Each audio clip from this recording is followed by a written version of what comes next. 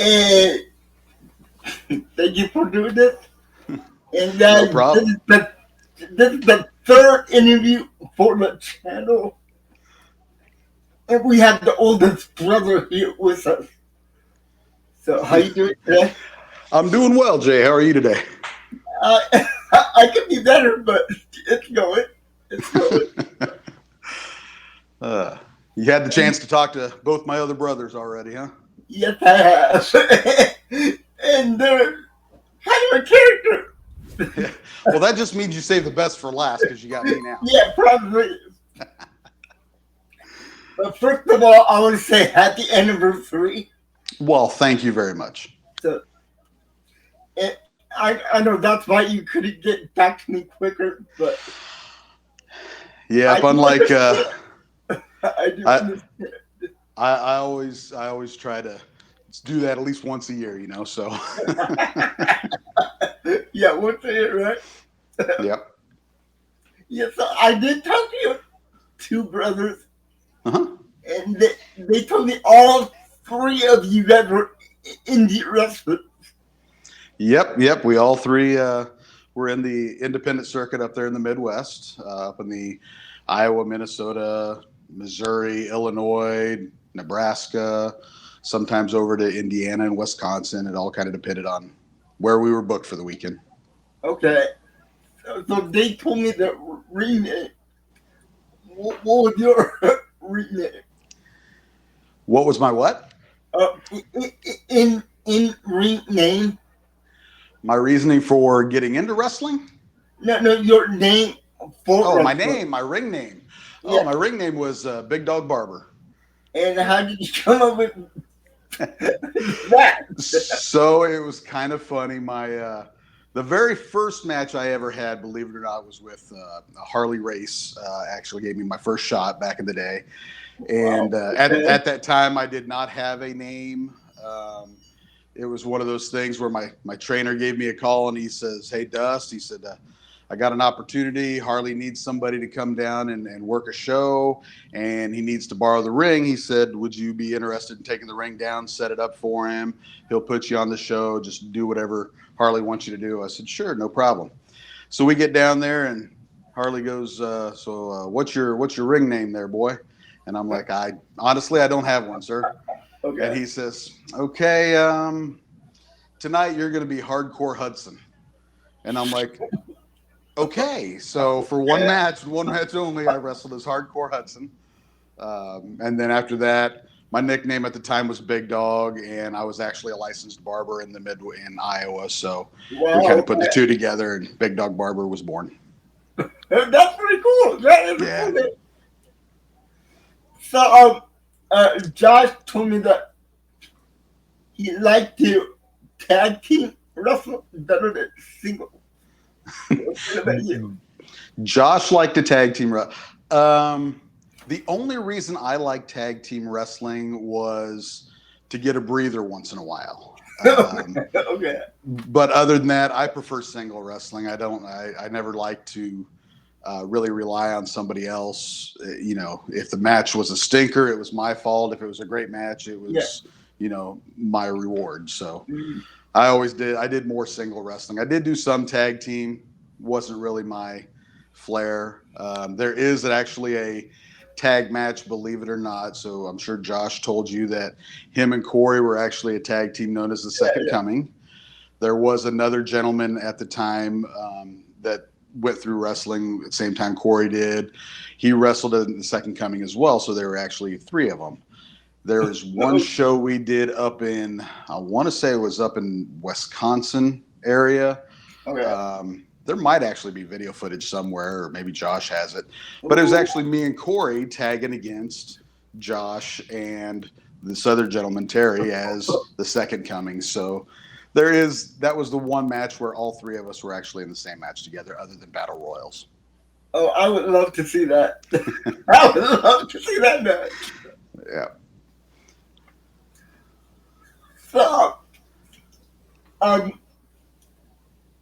Josh told me that you guys knew a famous wrestler, not famous at the time, but famous now.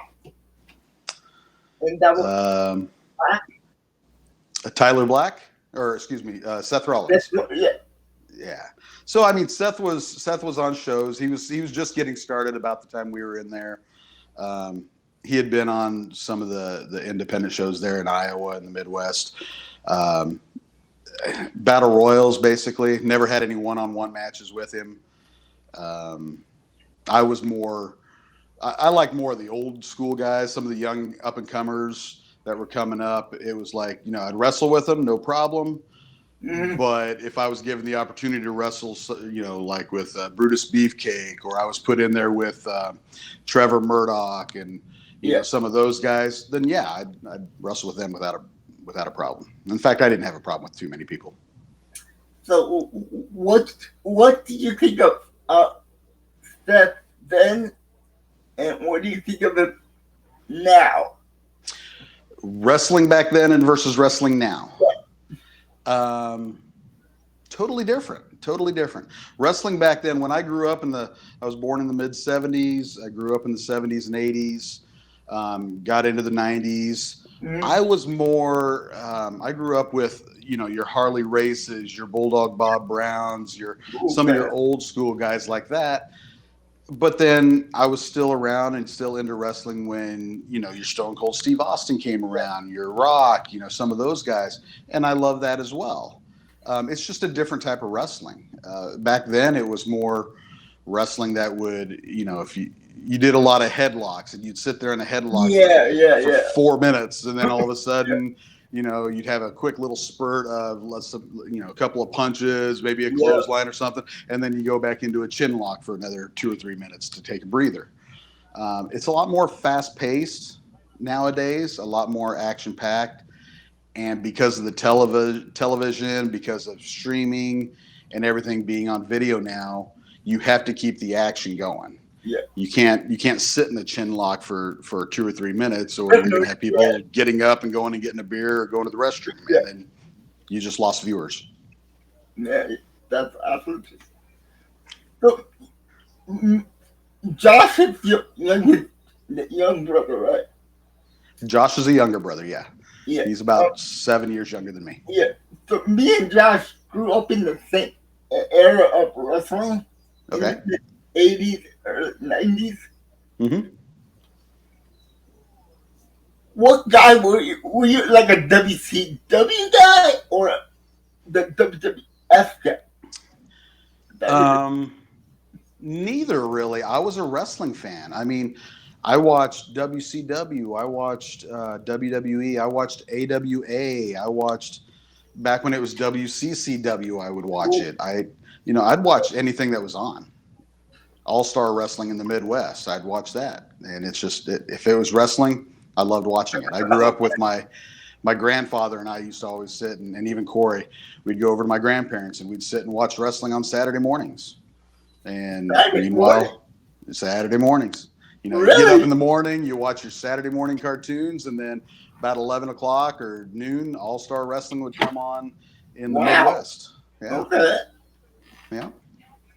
So, going back to the late 90s and early 2000s,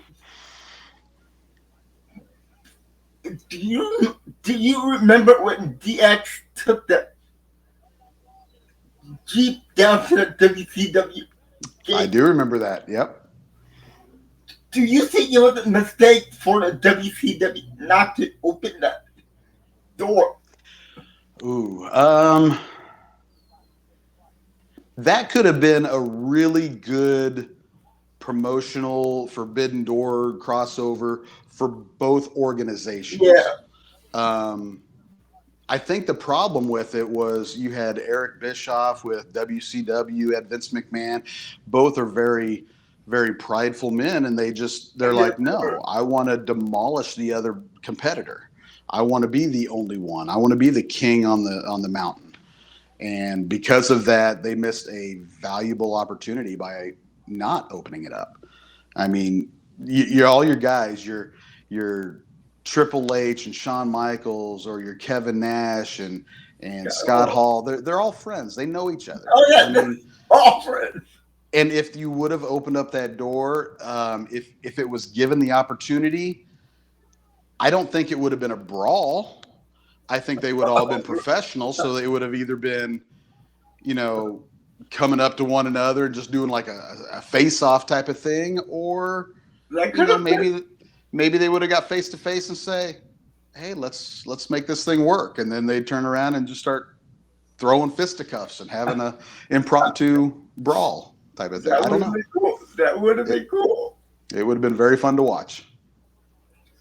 So going back to that, what do you think about when Shane McMahon showed up on live TV on WCW Monday Night Nitro?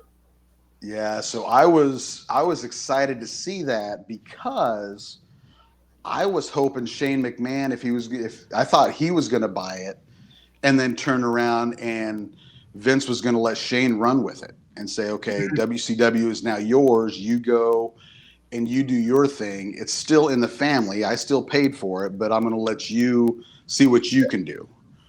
And maybe in the future, maybe that would have been a stepping stone for when Vince McMahon stepped down, if he ever did, that Shane could have popped up in there. But unfortunately, he decided, I'm going to take it and I'm just going to shut it down. So. Yeah, I really did like WCW more than WWF. Mm-hmm. But yeah, it was sad to see that happen. Because when that happened, in my opinion, the wrestling business didn't have any more competitors. Right. And they were just giving you WWE down your throat. Yep.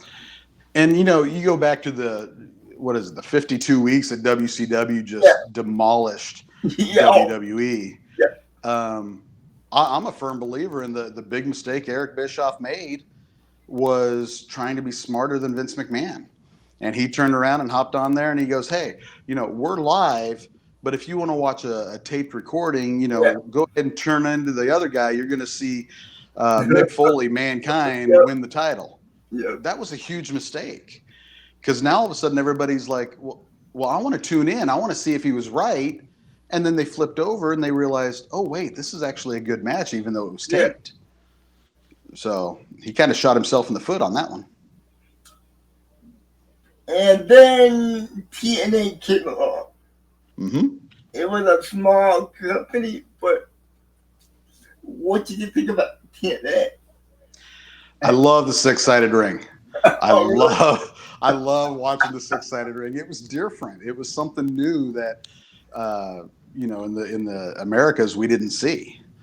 I love the six-sided ring. From some of the guys that I've talked to that have worked in that ring, was not the softest landing ring that they've ever been in. And I'm glad I never had the opportunity to.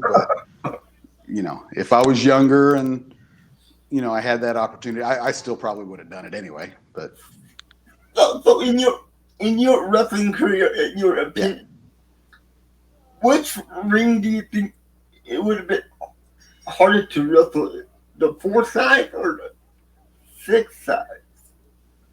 For me, I think the 6-sided would have been harder, just because we were trained in a 4-sided ring. All of our events on the indie circuit and everything we've watched was always a 4-sided ring. Timing's different. When you hit the ropes, it's a little bit of a timing difference. Mm-hmm. And then all of a sudden you have this bigger ring and a 6-sided ring. Even me watching it, I still get confused when they're, pushing somebody off on the ropes. Okay, which ropes do you go to? Do you go to this one over here or that one over? And I know you go to the one completely opposite, but I'm sure some of the listeners are going to look at me like, you got too many chair shots to the head, Dust. That's why you can't figure out which rope to hit. Actually, I was going to ask you that. How many times did you get hit with a chair? Enough. I'll just say enough. That's fair. That is fair. That's probably why if you watch some of our on Wrestling Related, you watch some of our quizzes, you see me lose a lot. Oh, come on. I don't know how you guys do that, dude. I can't even figure out who it is. I'm like, Who is that? Well, I mean, Josh just posted one the other day. It was the trio. Maybe it was today. The trios. Yeah, it was. I couldn't even think of the bloodline. I'm like looking at it like I know them. It's Roman Reigns and the Usos, but I couldn't think bloodline. It just drew a blank. In your wrestling career, Yeah. who was your main type rivalry? My main rivalry when I was wrestling? Yeah, in the independent scene. Oh wow. I tell you, I can just go by with one of my most brutal matches, one of the most physical matches. Okay. And believe it or not, that was Josh. Oh, really? They put me and him because Big Dog Barber, they put us in a dog collar match. Oh, wow. Wow. Let's just say the promoter had a talk with us afterwards and said he will never book Josh and I against each other again. Because, I mean, we're brothers. We know what each other can take. We know what we can give them. I might have been a little bit rougher than most other people, but it was Josh. I mean, you know. Well, if he's gonna, I totally understand beating up on your little brother because I have a little brother. Absolutely. You know, and that was one of his matches where he actually had a little color on his face, and of course, you know, you can't have a little color; you got to have a lot of color. So I made sure it was a lot. Wow. And it was rough. It was rough for him. I enjoyed it. Let me ask you: so, have your parents seen any of your guys' matches? My dad has. Our father has watched several of our matches. He's been to matches. In fact, my father came up one time and we were up in training one weekend, and I still remember this day. And I personally have a rule that if you ever want to get into the ring, you got to respect the ring and feel what the ring feels like. Yeah. And my dad saw me in there with somebody else who was going to be with me for that weekend on an upcoming show, and I made them feel what the ring was like. And then my dad looks at me and he goes, "All right, Dust, it's time for you to show the old man what it feels like." And I'm like, you don't want this. And he said, "Yeah, I do." So I said, "Okay." So I suplexed him. Your own dad? My own father, knocked the wind out of him, had to pop up and flip him over on all fours and, you know, help him catch his wind again. And he'll be the first one to fight anybody that says wrestling is fake. He will come at you and say there was nothing fake about that. That ring hurt, and it hurt a lot. Well, so, yeah. We were talking about that. Me and Josh were talking about that. Uh-huh. What do you say to these critics that say, "Oh, why do you watch wrestling? We all know it's fake. We all know it's predetermined. It's like a TV show." And my argument is, do you see them get hurt? Yeah. There is nothing fake about that. So my argument is this: why do you watch wrestling? It's fake. It's you already know that the outcome's predetermined. Yeah. Okay, I'll say you're right. It is predetermined. We know who's going to win. We know who's going to lose. But why do I watch it? Well, let me ask you this: why do you watch Marvel movies? Why do you watch, you know, westerns? Why do you watch whatever genre of movie you like? It's fake. You know, you really think Steven Seagal is hitting all those guys, or Tom Cruise is really shooting somebody? No, it's fake. The difference is with pro wrestling, you know, I'm 6'2". I'm still falling from 6'2" flat on my back on about maybe an inch and a half of foam padding on top of wood and steel. Yeah. I mean, it still hurts. You know, if you don't believe me, try it.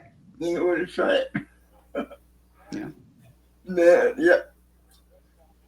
So after TNA, we had a long gap till we got another big wrestling company in 2020, I believe. Mm-hmm. And that was AEW. AEW.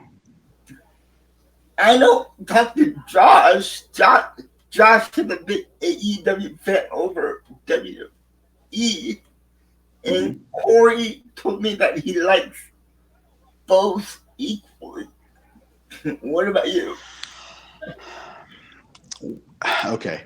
I like I've said before, I like all wrestling. I think Corey kind of sides a little bit more with WWE than he does AEW, Okay. but that's just because he's had a lot more exposure to it. Josh and I started watching AEW the weekend that, they had their first all-in wrestling event, and we've been watching it since. I like AEW. There's certain aspects of it I don't. When they get a little too violent, I turn around and, when they're taking who was it, John Moxley or somebody ended up took a syringe, and I'm like, nope, I'm not watching that. Sometimes it gets a little too violent, and I know Josh and I have talked before, and Josh's comment is, but there's a market for it. I mean, look at ECW. There's a market for ECW as well.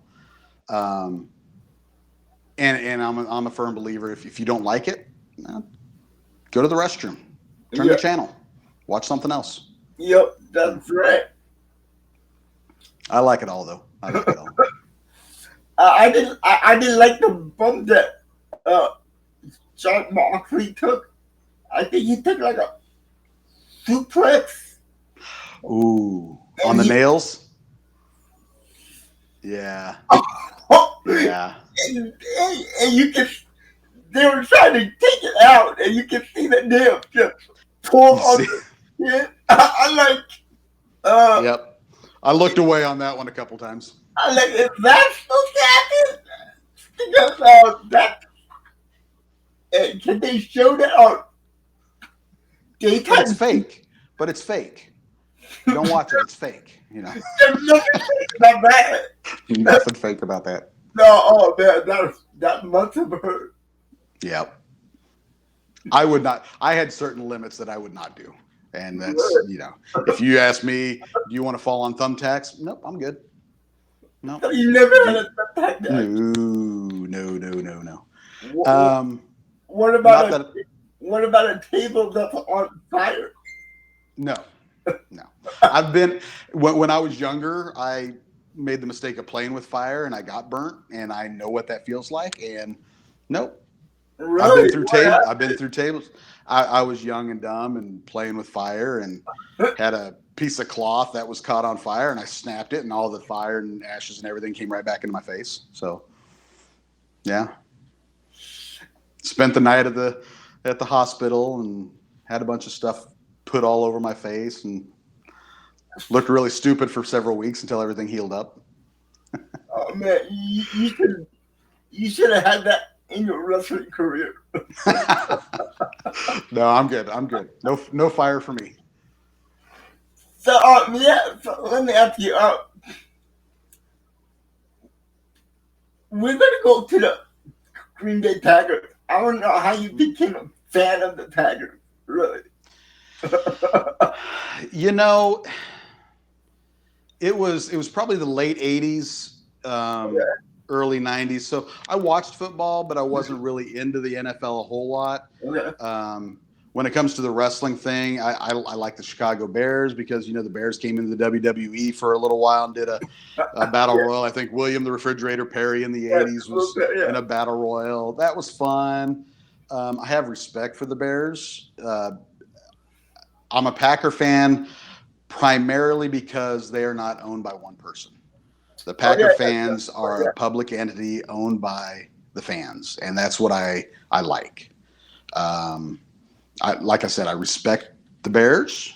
I'm not a fan of them, but I respect them. I respect the Detroit Lions a little bit.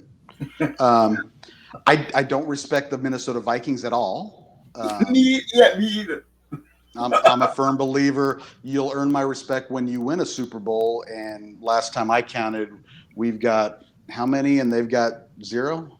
So yeah, I'll just leave that alone. And I say that, and I pick on Josh all the time about that because he's the Vikings fan. So. Well, Josh told me if I get all 3 of you guys on at the same time, He is not looking forward to it. He probably is not. Nope. So But yeah, I'm hardcore Packer fan. In fact, I got a Tasmanian Devil and a Green Bay Packer outfit tattooed on my leg right now. I've had that that is since awesome. the early '90s. So Oh, that's awesome. That is yep, awesome. Oh man. couldn't go back if I wanted to now. No, you can't. No, you can't. So yeah, going back to the wrestling bit. Recently, we saw R-Truth get released and came back. Mm-hmm. I asked Josh the same question. Do you think it was a work, or do you think it happened for real? That is a situation where I want to believe it happened for real. And the only reason I say that is because Carlito got let go at the same time. Yeah, Carlito got. Yeah. I haven't seen Carlito since. I've seen him work some indie circuits and make some appearances, but I haven't seen him on TV. So do I think that R-Truth, that whole situation was real? He was let go. The fans complained long enough that they said, wait, we screwed up. Let's bring him back. Yes. I want to believe that that is 100% real. And do you think they might give him a push? I hope so.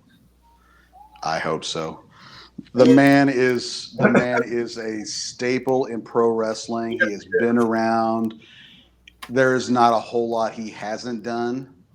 And the thing about it is he has earned the respect of not only the fans, but the boys and the girls in the locker room. And he deserves to be able to at least have one more good run and go out, at least say he was a WWE heavyweight champion. I think that would be great, in my opinion.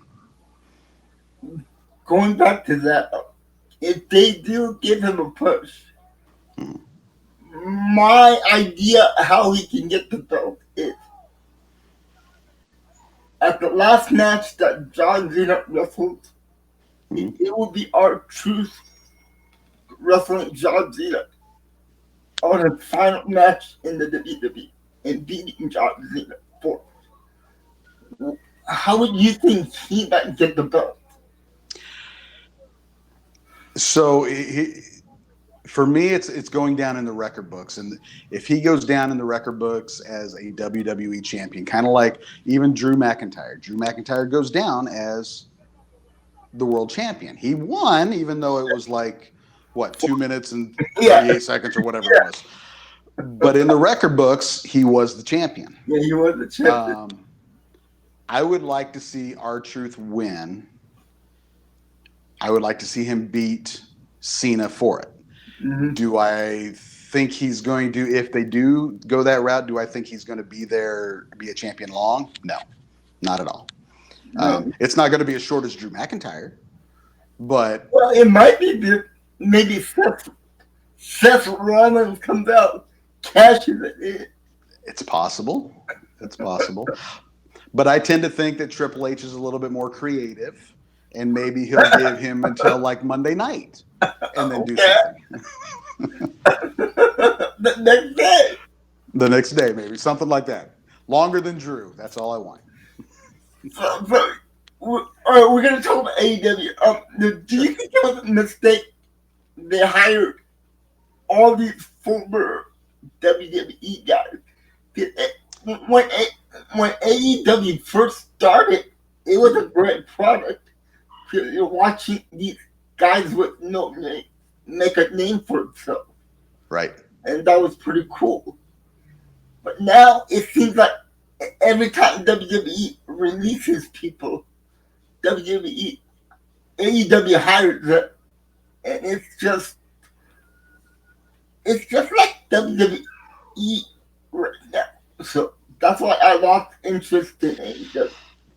Yeah, they've gotten oversaturated with WWE guys, and I mean I understand what they're doing. They want to get their ratings up. They want to turn around and get more people to watch. And they feel that if they hire these guys that just got released from WWE, that maybe that'll bring in more viewers.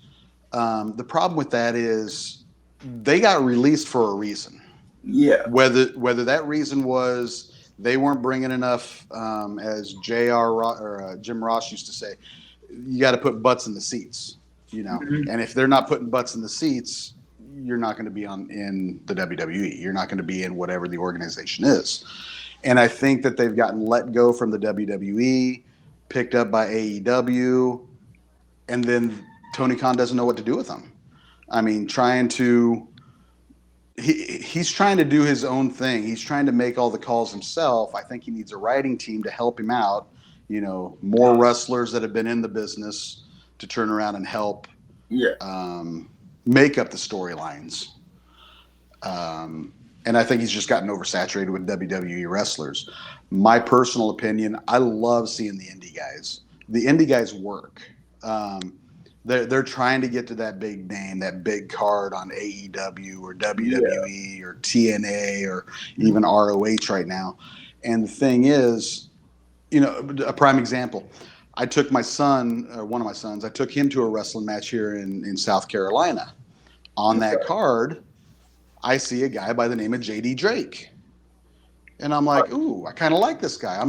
I love chops. I'm a big chopper. I used to always chop Josh and everybody else that I'd wrestle with. God. And JD Drake loves to chop people. And I'm like, I kind of like this guy. And it was 2 weeks later, all of a sudden, I see him on AEW wrestling Eddie Kingston. And I'm like, oh, this is good.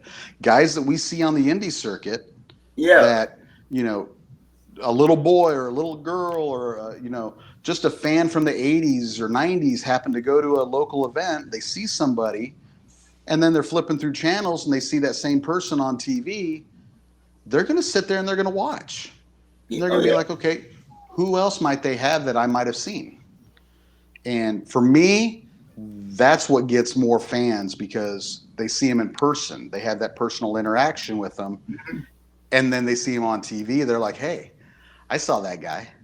I saw him wrestle in person. I got his autograph. I shook his hand. I got a picture taken with him before he was famous. So. So, yeah. What do you think about the relationship between the WWE and TNA right now? They're kind of working together. I love seeing cross promotions. So many times, even before the NWO went over to WCW, me and my brothers and other friends that we used to watch wrestling, we used to sit and say, what if we saw this guy in WCW wrestle this guy in WWE? Wouldn't that be a great match? And then that's when we all started doing our fantasy bookings. Who would you like to see? Oh, I'd love to see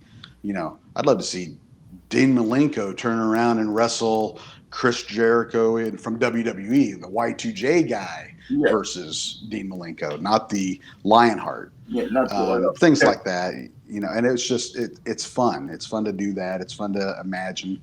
And when you do cross promotions and then you actually see, Joe Hendry coming in and you see some of those guys coming over, it's like, okay, you see Trick Williams going over to TNA. It's like, oh, that's kind of neat. That's kind of neat. So. Who do you think getting more benefit out of it? The TNA or WWE? I think TNA gets more viewers coming over to watch it. However, I think in the long run, I think WWE will benefit because they are bringing over these smaller company guys, see how they interact with their people, see how they interact on the big stage. And if they step up, they show out and they perform well, then that's an opportunity for them to hire them without having somebody come try out at the performance center, without having scouts going out to different places and watching them. I think they both can benefit from it. But do you think the TNA guys will ever show up on the main shows like SmackDown or Raw instead of NXT? I think eventually, yeah. I mean, a prime example is Jordan Grace. Jordan Order Grace came over from TNA. She's now on NXT. Do I think she'll eventually move up? Absolutely. I mean, she's good enough. I think she will. I think Joe Hendry eventually will be signed, and I don't see him going to NXT. I think they will, especially with him showing up at WrestleMania against Randy Orton. Yeah. He's on the biggest stage of his life against, in arguably one of the greatest wrestlers of all time. So now all of a sudden, he just got all this exposure. So if they hire him, why would you put him on NXT and not just bring him straight to Raw or SmackDown? Yeah. And put him on the big show? And I asked Corey this about Josh, but he had no idea what I was talking about. Maybe you do. Did you ever hear about the story where Josh had an opportunity to showcase his stuff for ROH and TNA? I remember ROH. Yeah, I remember he had an opportunity.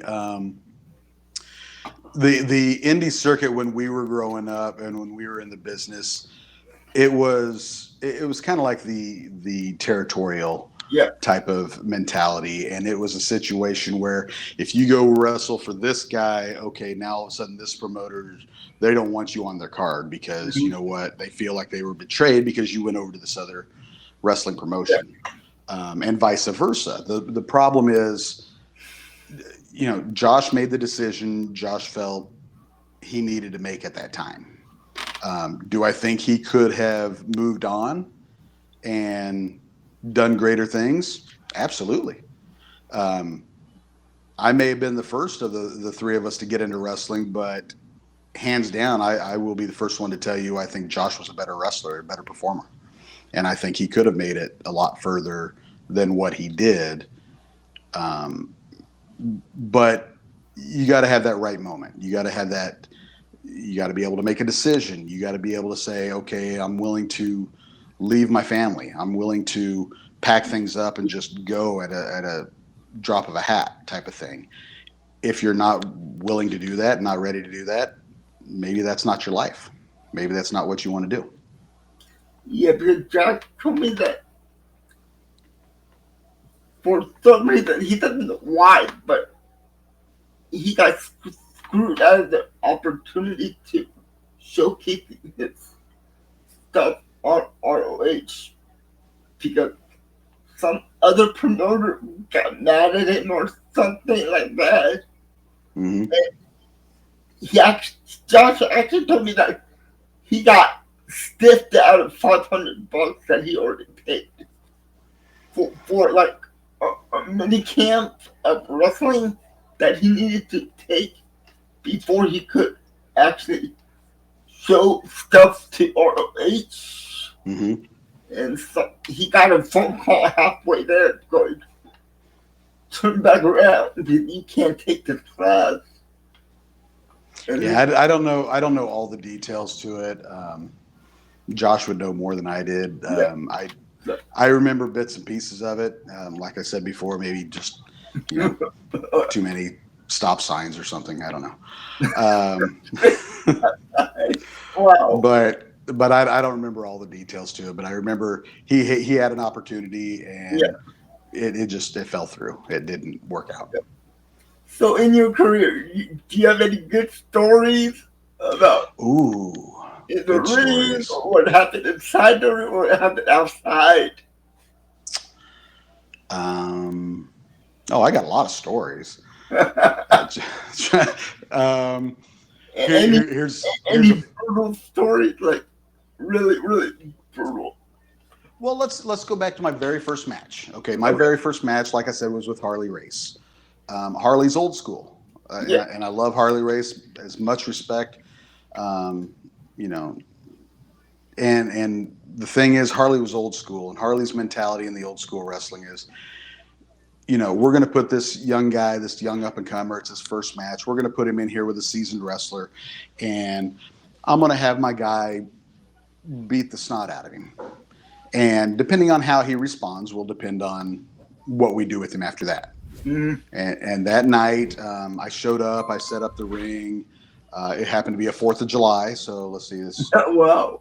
however many years ago that was. Right. And it was the 4th of July weekend at a county fair. And I set the ring up, and I was sunburnt from, top of my head. At the time I had hair, believe it or not. I did. But yeah, I got sunburnt pretty bad, and I still had to dress and still had to go out and work. He put me in the ring with a guy, and he was a little stiffer than normal, but he was a great guy. Still, I mean, got respect for him today. Never had any issues with him. And then I got all done, and Harley's like, by the way, we're going to have a tag team battle royal. We're going to need you to go back out at the end. And I said, okay, no problem. So I go out with a gentleman. Him and I were tag teaming, and I mentioned the name Trevor Murdoch. At the time, he was wrestling for Harley under the name of Trevor Rhodes, because he kind of looked like Dusty and Dustin, and kind of had that look. And I was told by my trainer, hey, FYI, Trevor likes to chop, and his tag partner at the time, he likes to chop. So if it hurts too bad, just drop in the corner and they'll leave you alone. I don't drop in the corner at all. So the first couple chops, no big deal, and I stayed up, and then all of a sudden I got chopped right square in the throat. And then all of a sudden, here comes another one, so I lower my chin, and he pops me right in the mouth and bust my lip. And then he realized I'm not dropping. So then all of a sudden they changed tactics and went and tagged somebody else in. After it was all said and done, I walk up to Harley afterwards, after he tore down the ring, and I said, Mr. Race, I appreciate the opportunity. I thank you very much. And he just looked at me and says, I'll be in touch. And that was it. So how many chops do you think that did? I don't know. I lost. After my lip got busted open, I lost it. I mean, wow. Wow. But yeah, I mean, there's other stories. There's guys I've gotten to meet, and I love the fact that some of these guys that I looked up to, I got a chance to meet, whether they wrestled on cards or they were just making an appearance. People like, Ted DiBiase, and of course Harley Race I've mentioned, Terry Funk, Rick Steiner. Some of these guys that I grew up watching, I had the opportunity to meet them behind the scenes, and it was, that was a great honor. One of the greatest honors was there's a name, and I'm going way back. A gentleman by the name of Lou Thez, a famous original back in the grappling days when he used to travel from county fair to county fair and take on some of the local talent, and then he just whipped them. I got a chance to meet him at the Hall of Fame Museum up in Iowa, and here's this man, at the time 80 some years old. And I walk up, and he was famous for being able to put an apple in his hand, and he just squeeze it, and it blew up. Well, here's this 80-some-year-old man, and I'm thinking to myself, here I am. I'm young. I'm in my 20s. I don't want to hurt the old guy. I shook his hand, and the dude ripped into me. I mean, he gripped me hard, almost took me to my knees, and he's just standing there laughing the whole time. I'm tapping out. I'm like, you win. And he just, that is great guy though. Great guy. And, even high school, college wrestling. I don't know how much wrestling in college you watch, but a name by the name of Dan Gable. Really? I got a chance to meet Dan Gable at the Wrestling Museum, and some of the college athletes, Tim Dwight, I got to meet him. He used to play for us for a little while, and it's just I get to meet some of these people, and that's what was worth it. The pain and stuff, that wasn't worth it. So if you could wrestle in any era, what era would you love to wrestle in? In any era.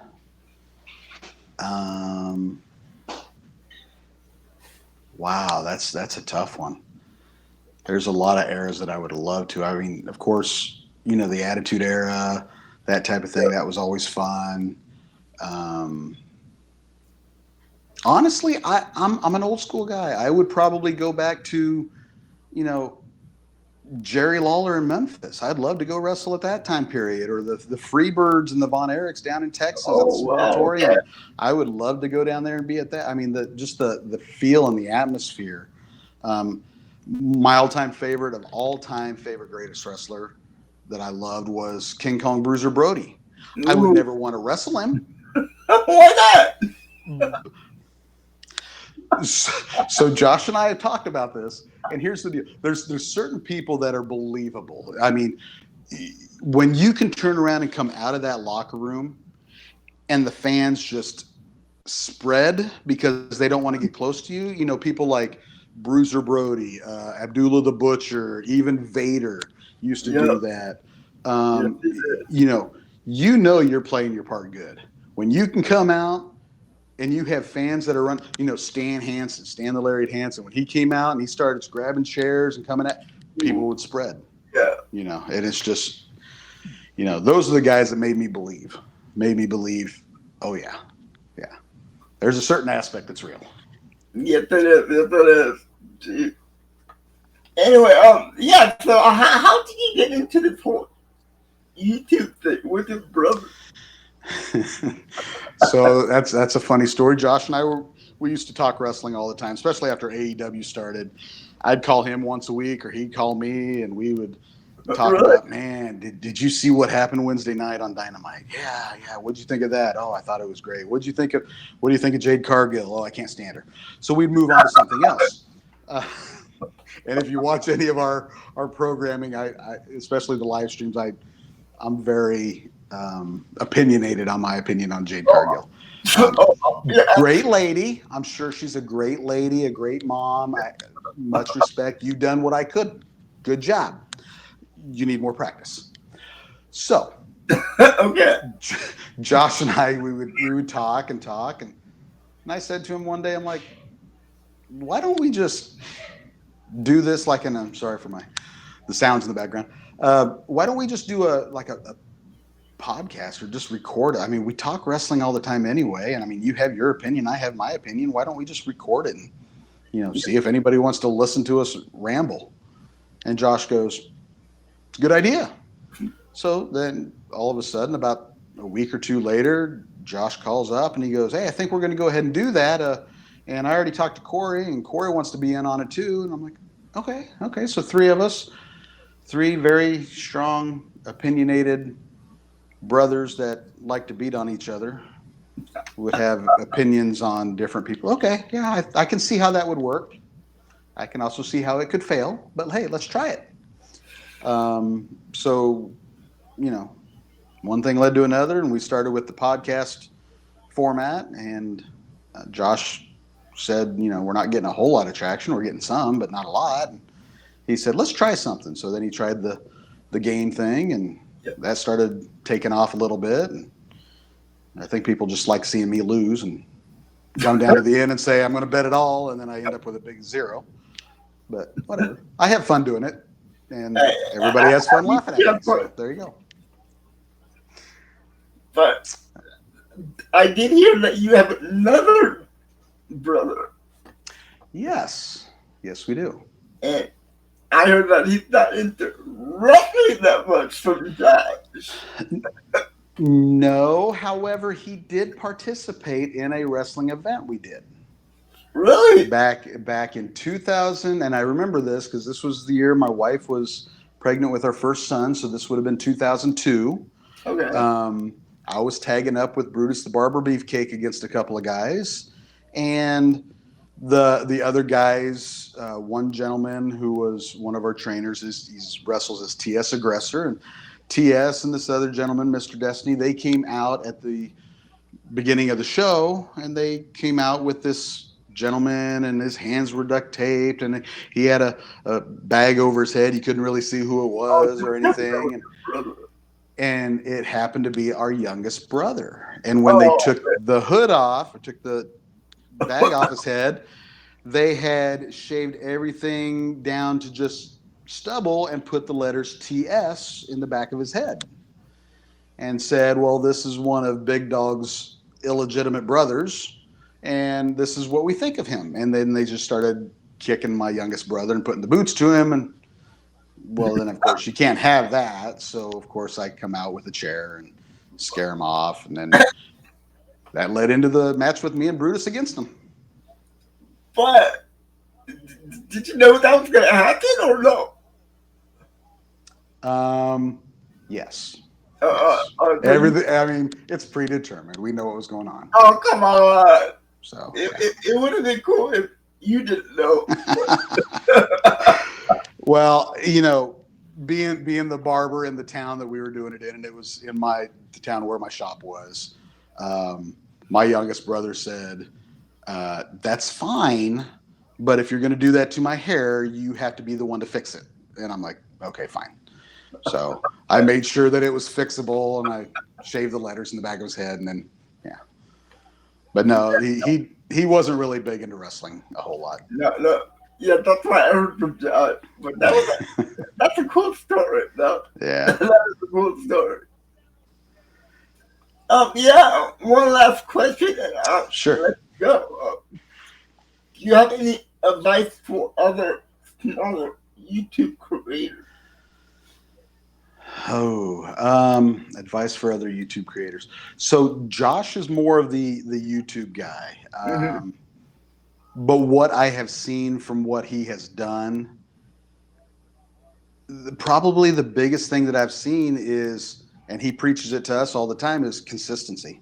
You can't, and I've seen him do it on some of his other channels that he's had, that he's made some videos, and, I watch him. I live 1,000 miles away from him, and I turn around and subscribe to his channels, and I watch his videos and vlogs and everything. But then, he may have 2 or 3 a week on some of his other channels, and then it's like 2-3 months go by and I have yet to see one more video. Yeah. Well, the thing about wrestling related is we started off doing, once a week, and then it moved to a couple of times, and now we're up to 3. I think Josh is wanting to move up to more if we can. But it's just, it's fun. So we do a bunch of shows, we put out the videos, we do live streams. Mm-hmm. We're getting more and more people hopping on our live streams, which, we did WrestleMania was our first live stream. That was fun. The last live stream we did was, what was it? King of the Ring? Oh, it was the Saudi show. Okay. And I mean, we had people from overseas, over in Europe, turning around and hopping on the chat and talking to us. Wow. Really? We got one gentleman at WrestleMania turn around, and he had bought tickets. He was in Vegas at WrestleMania in his seats, watching the show live and watching us on his phone and typing comments into our chat. And I'm like, why do you spend that money on WrestleMania and you're talking to us? Yeah. Why would you? I'm just Dustin, But he said he's going to be at SummerSlam. He's going to try to hold up a sign that says wrestling related for us. And I'm like, oh, that's cool. So we'll see if it happens. We'll see if we can even see it. But that is cool. Yeah. But it's fun to see different people and talk to different people. Like yourself. Definitely. Like me. Like you. Love it. I just want to say thank you for your time. Not a problem. Anytime. Always there for the Packer fans. And Josh, maybe I can show up on your guys' channel. Come on. Why not? I mean, everybody else beats me. Come on, Jay. You can turn around and hop on there and whip me at quiz. I think he can beat me. I'm horrible at this game. As long as you got a dry erase board and you can wipe it off, and if we have to keep track of our own scores, maybe you fudge a little bit and put one in there. Yeah, but that's kind of cheating. That's right. Josh edits it all out anyway later and says, "No, Dustin was wrong." So Josh, that's everything. I think Josh cheats. In fact, I want a shirt that says "Wrestling Related." Josh cheats. That's what I want. We got to make that happen. That we'll do that. We'll do that. We got to make that happen. Well, guys, thank you for tuning in, and this has been fun. And maybe you will see all 3 brothers out here at the same time coming up pretty soon. Anyway, guys, I just want to say thank you to Dustin one more time. He didn't have to do it, but he took the time out of his day to do this. No And problem. I really appreciate it. And we'll all see you next time, guys. Sounds good. Thank you.